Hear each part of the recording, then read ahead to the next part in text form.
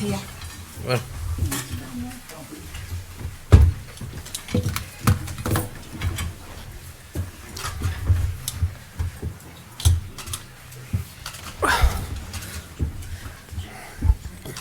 Okay, guys, could you take your seats, please?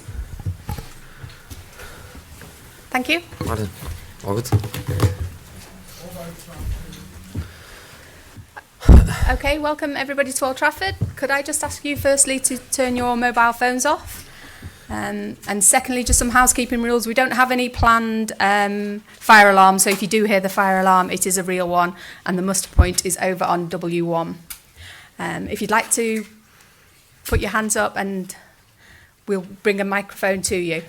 If you could say where you're from as well. Good morning. Morning. James Cooper from Sky. We've had various incarnations since you've been in England. You've been the special one. You've been the happy one. What does Manchester make you? I don't know. Really. The other two times I was arriving at the country. This is a different one. I was sacked by Chelsea and then I stayed in the same country, in the same competition, with the same faces in front of me, basically. So it's nothing new for me, really. It's just arrive into a club that is difficult to describe. It's difficult to find the right words to describe this club. I don't like the denomination that many times people use is the dream job. This is not a dream job. This is reality. I am Man United manager. But the reality is that I think it's a job that everyone wants, and not many had a chance to have. And I have it, and I know obviously the responsibility, I know the expectation. At the same time, I know the legacy. I know what is behind me. I know the history of this club. I know what the fans they expect from me, and I think this challenge obviously doesn't make me nervous, because my history in the last 10 years or more was always to live with big clubs' expectations. And I think it comes in the right moment of my career, where I feel obviously very well prepared, very stable, and with a great motivation. I can say that I am where I want to be.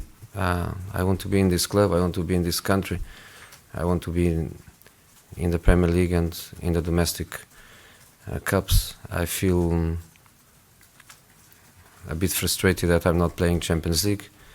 I don't hide that I chase Sir Alex records in the Champions League number of matches as a manager.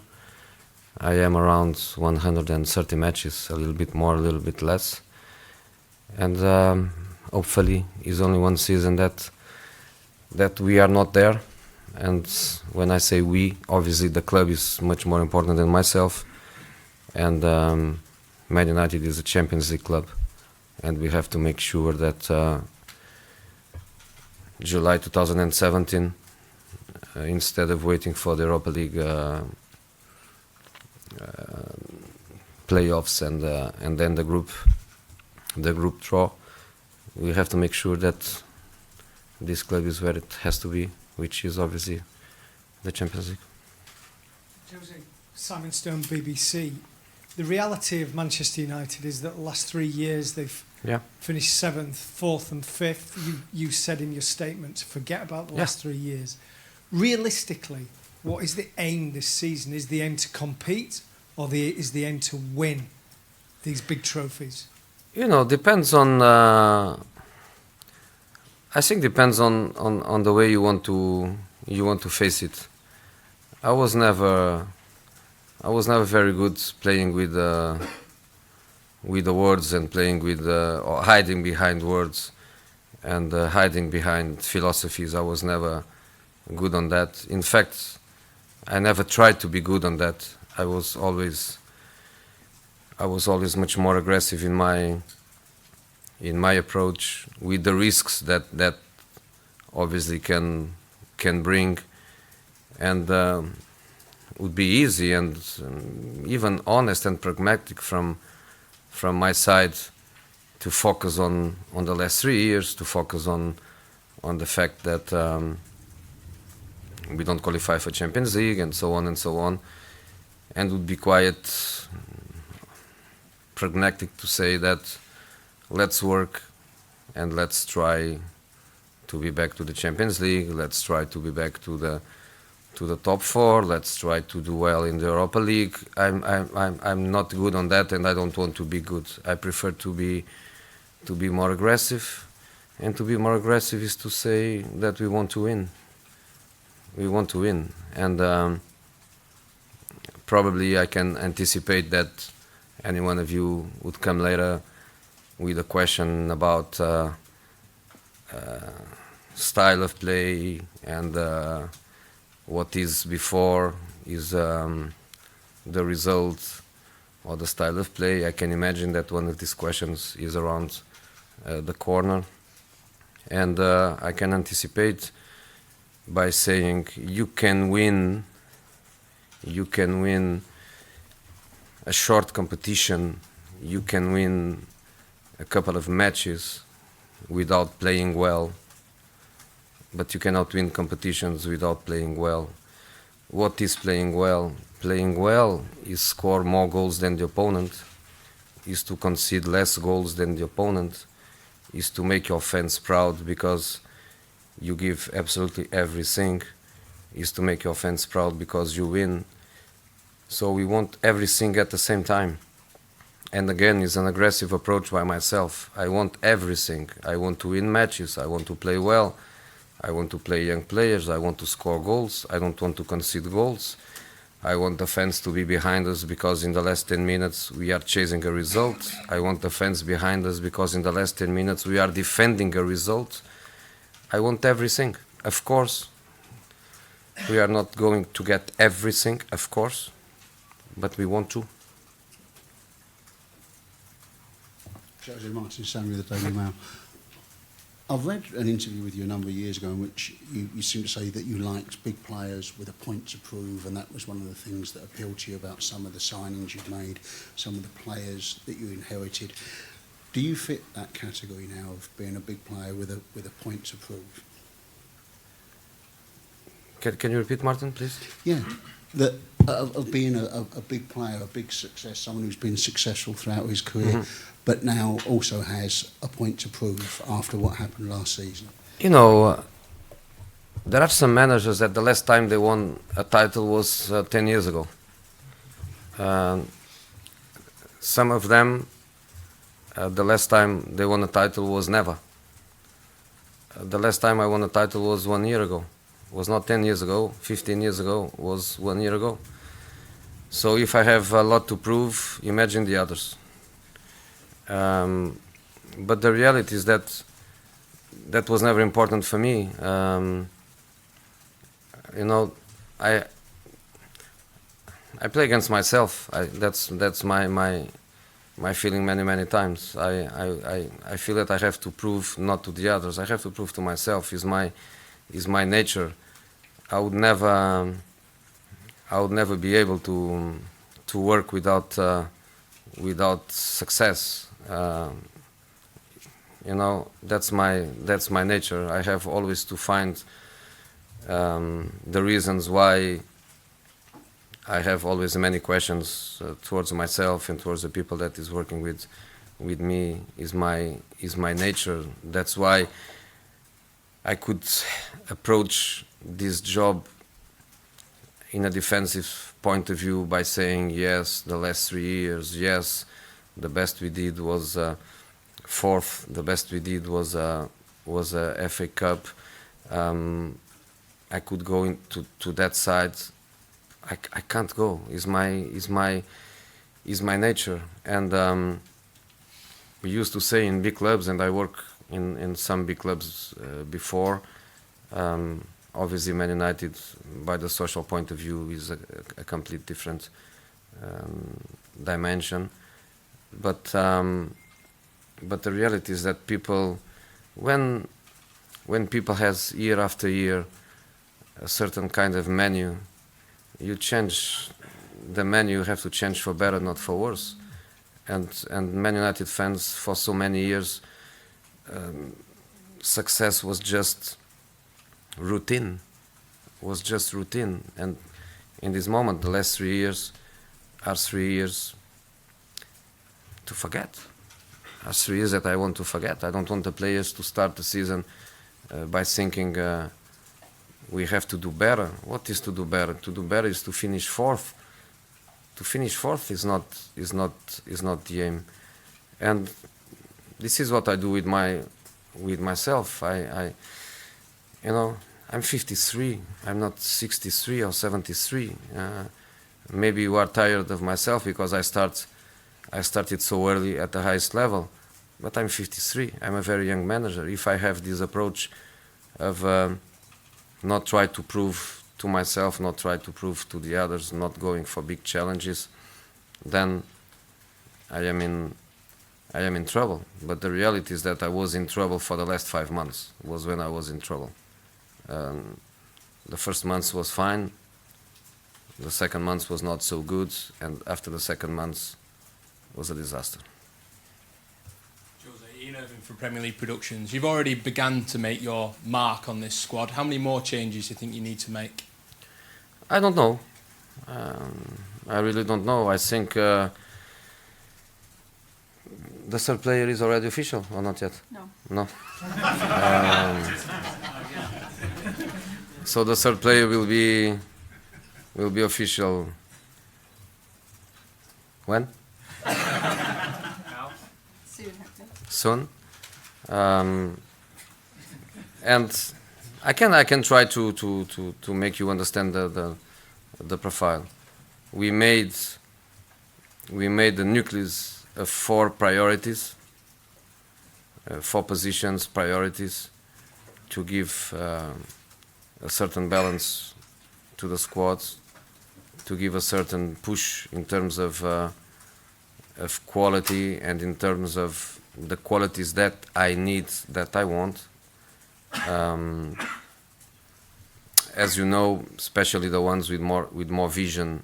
As you know, I'm more a manager that likes specialists and not so much the multifunctional players, because I am very clear in my approach, in my model of play. So I need specialists for that, and not multifunctional players. Multifunctional players are like 1 or 2, because when you are in trouble during the season, you always need 1 or 2 guys that they can fill the space where you are in trouble. If you have 3 central defenders injured or suspended, you need some left back or some midfield player that can give you a hand.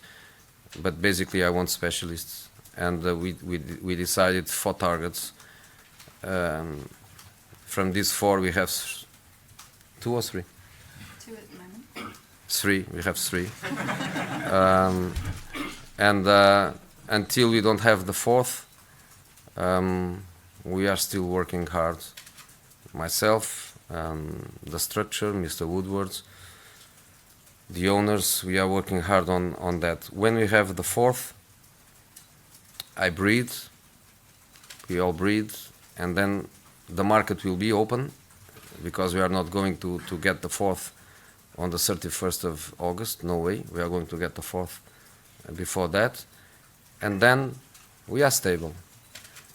But the market will be open. There is something that for me is very, very important, which is the players that I keep, they are all happy. So you never know what can happen after that. Imagine first match, I don't select somebody gets disappointed, somebody has the chance to go to another club. Somebody is feeling that is not going to be fundamental. Somebody decides that he wants to leave. We agreed to leave. If somebody leaves, somebody has to come in. So there is a fundamental market, and there is an additional, you say that, no? Additional market, supplementary market. When we finish the fundamental, I repeat, I breathe. And then let's see what happened. But we are doing well. We are getting the players we want. And now we have the third, and hopefully we will have the fourth. Jose, Neil Custis from The Sun. How big is the challenge that's right on your doorstep in terms of Pep Guardiola and Manchester City, and how excited are you about taking him on again as you did in Spain? You know, I think Leicester legacy was not just the happiness around the country and the smile in all of our faces with what they did last year. The legacy from them is also the fact that from now on we are in a competition where 20 teams are fighting for the title. That's the legacy. Next season, if you have another team that win the first 5 matches, you will consider that team, doesn't matter who they are, you will consider them candidates. Is over the time where you say, oh, these guys are doing very well, but in December they will collapse. In this moment, that collapse words, Leicester, they kill it. They kill it. And to speak about one manager, one club, one I don't like the word, but one enemy. I hate the words in football and in life. I don't think is right in this country. One thing is you are in a competition like I was in Spain, which was a 2 horses race. Now it's become 3, but at that time was just 2. Or when I was in Italy, was 3 teams fighting for the title. Then makes sense that kind of approach. In the Premier League doesn't make sense. Doesn't make sense at all, because if you focus too much in one team, in one opponent, the other ones will be laughing. The other ones will be so happy with that. So I'm not going to be part of it. I'm Man United a manager, with all the respect to all the other clubs in the country, especially one that was my house for 7 years, and I share so many incredible moments with their fans. I have to say that I'm the manager of the biggest club in the UK, so I don't have to be looking to the others so much. And I'm going to focus on ourselves and in our job. So I have the same respect for every club, every manager, every opponent. And thanks a lot to what Leicester did, because it's one of their legacies is to change forever the profile of the competition. Jose, Don McGuinness talks sport. If I can just ask you, obviously Ryan Giggs has now left the club, but one of the things that's always been labelled at you is that you don't promote youth players. Ryan Giggs is very much the epitome of Manchester United promoting local young players. Is that something that you feel you will get your head around, the culture of United and that emphasis on young players? You know, first of all, let me ask Karen. Oh, how long we have? How many minutes we have? Long time. In the press conference? About 5 more minutes. 5 more minutes. I have no time to answer it. Because to answer your question, I will take 10 minutes. Just a couple of minutes. Yeah. Just a couple of minutes? I knew it, that was coming. Okay.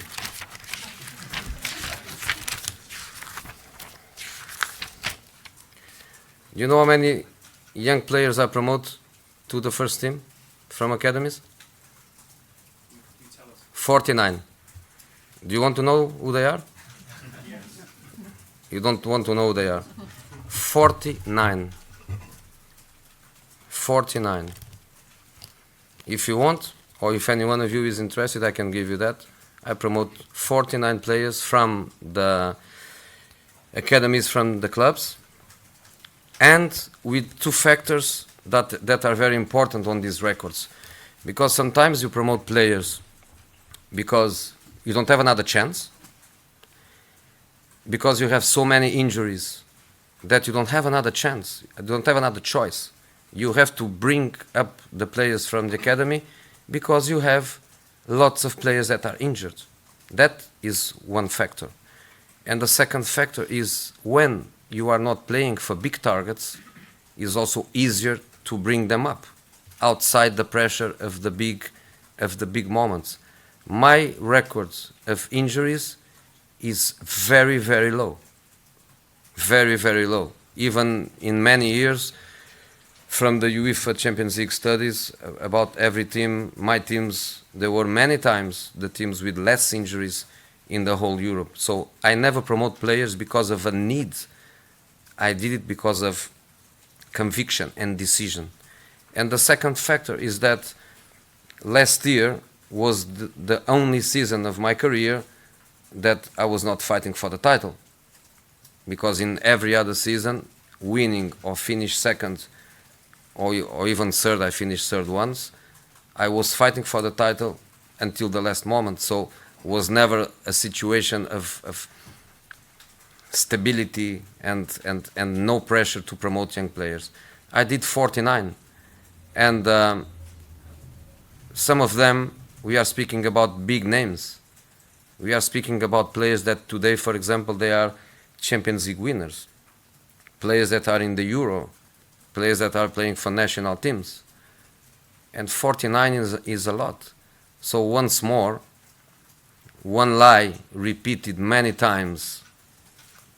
Sometimes it looks that is true, but will be always a lie. So for many, many times, many of you, with intention, without intention, that's not the point, I don't care about it, but it was not true. 49, and if you want the names, I give you the names. That's no problem for me to prove you that I'm speaking right. And about Ryan, let me finish with it, because I want to make it clear. I never run away about my responsibilities, but the reality is that it's not my responsibility that Ryan is not in the club. The job Ryan wanted is the job that the club decided to give me. It's not my fault.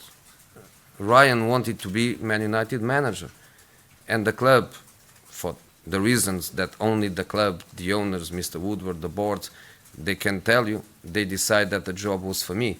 From this moment, Ryan wants to be a manager, like 14 years ago, or I don't know when it was, 2000, so 16 years ago, I decide myself I want to be a manager.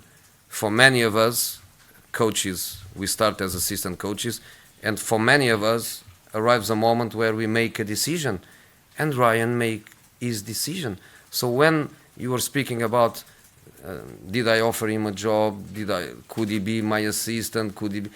It could be what he want in the club. The club wanted to give him any job, any important job in the club. He made a decision where you need to be brave, because it's not easy. It happened with myself. I was in Barcelona in 2000. I had a contract for 2 more years to be assistant. Do you think it was easy for me to leave such a big club, such good stability, and decide let's go to a new fight? It was not easy. And for Ryan, it's not just the step of going from assistant manager to manager, it's also the step of leave his house. 29 years is not 29 days, so he was brave, he was honest. So good luck. And if one day he wants to be back to the club while I'm here, I will never stop him to be back. I will always say yes if the club asks my opinion, and if one day the club offers him the chance to become the manager, I think will be something natural and consequence of his success in his managerial career. Okay, last two questions, one there and one there. Jose, Paul Hurst from the Times. Just wondering, can you tell us what kind of advice Sir Alex Ferguson has given you since you took the job, and will you be talking to him over the course of the season to get more advice? Yeah, bring the umbrella. And yesterday I couldn't believe that was raining in the training ground, so was a great advice. And the second advice was to bring my typical bottle of wine, because now we are going to have many occasions to be together. In these moments, Sir Alex is on a bit of a holiday, on a bit of the Euros, so I cannot see him this week. But when some holidays are finished, I will be based in Manchester. He's the same. We will have lots of time to meet each other. He will be always welcome to the training ground, obviously, and we will have time to share a lot of our personal stuff, friends, family, life. But obviously, his opinion is an important opinion for me. The same way so many legends in this club, they love the club, and some of them they are in the pundits industry in these moments.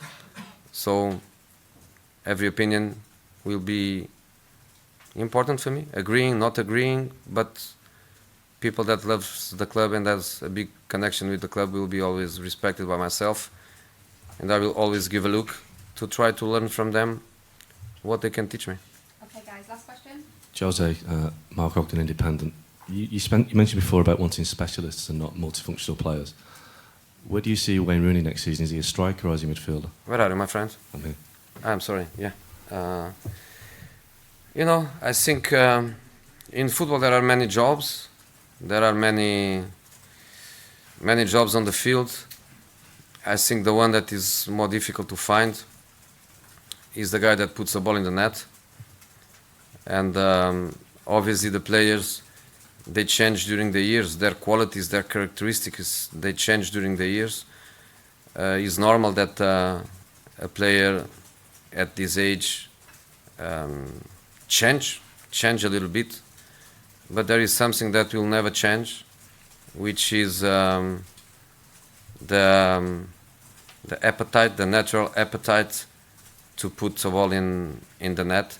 So maybe he's not a striker anymore, maybe he's not a number 9 anymore, but with me he will be never a number 6. He will be never somebody playing 50 meters away from the goal. You can tell me his pass is amazing. Yes, his pass is amazing, but my pass is also amazing without pressure. There are many players with a great pass, but to be there and to put the ball in the net is the most difficult thing you have to find. So for me, he will be a 9, he will be a 10, he will be a 9.5, but not a 6, not even an 8. Okay, guys, thank you very much. Thank you guys, see you soon.